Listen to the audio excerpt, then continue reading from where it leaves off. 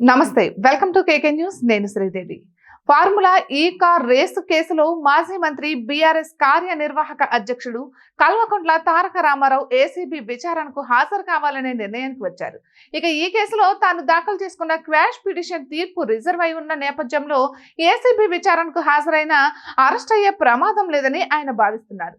అన్నింటికి మించి హైకోర్టులో తన క్వాష్ పిటిషన్ పై తీర్పు అనుకూలంగా వస్తుందన్న నమ్మకంతో ఉన్న కేటీఆర్ ఏసీబీ విచారణకు గైహాజరైన డుమ్మా కొట్టిన ప్రజలకు తప్పుడు సంకేతాలు వచ్చినట్లు అర్థమవుతుందని భావిస్తున్నారు. ఇక ఏసీబీ విచారణకు హాజరయ్యే విషయంలో అన్ని కోణాలలోనూ ఆలోచించి న్యాయ నిపుణులు సలహాలు తీసుకున్న తరువాతే కేటీఆర్ ఈ విచారణకు హాజరు కావాలన్న నిర్ణయానికి వచ్చారని బీఆర్ఎస్ వర్గాలు చెబుతున్నాయి.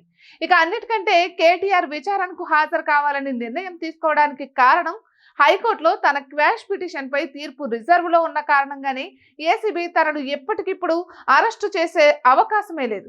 అటువంటి తొందరపాటు చర్య తీసుకోవద్దంటూ కోర్టు ఏసీబీకి స్పష్టమైన ఆదేశాలు జారీ చేసింది. ఇక కోర్టు తీర్పు వెలువడే వరకు కేటీఆర్ ను అరెస్టు చేయొద్దంటూ ఆదేశించడంతో ఏసీబీ ఆయనను అరెస్ట్ చేసే అవకాశాలు ఎంత మాత్రం లేవు. అయితే విచారణ సందర్భంగా కేటీఆర్ కు ఏసీబీలు పలు ప్రశ్నలు సంధించే అవకాశం ఉంది. అలాగే విచారణ కూడా సుదీర్ఘంగా సాగే అవకాశం ఉంది. ఇక ఈ కేసు విషయంలో కేసీఆర్ కు ఇబ్బందులు తప్పవని సోమవారం జనవరి 6న ఏసీబీ, మంగళవారం జనవరి 7న ఈడీ కేసీఆర్ ను విచారించనున్నాయి. ఇక ఇక్కడే కేసీఆర్ కు ఒకంత ఇబ్బందికరమైన పరిస్థితి ఉంది.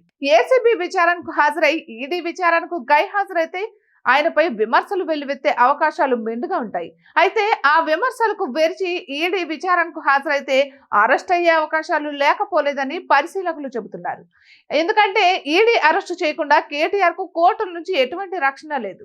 దీంతో ఈడీ ఆయనను విచారించిన తరువాత అరెస్టు చేసే అవకాశాలు ఉన్నాయని ఆయన భావిస్తున్నారు. అందుకే సోమవారం ఏసీబీ విచారణకు హాజరై మంగళవారం ఏవో కారణాలు చెప్పి ఆయన ఈడీ విచారణకు గైహాజరయ్యే అవకాశాలున్నాయని అంటున్నారు. ఇటువంటి మరెన్నో వీడియోస్ కోసం కేకే న్యూస్ తెలుగు ఛానల్ ని సబ్స్క్రైబ్ చేసుకోండి.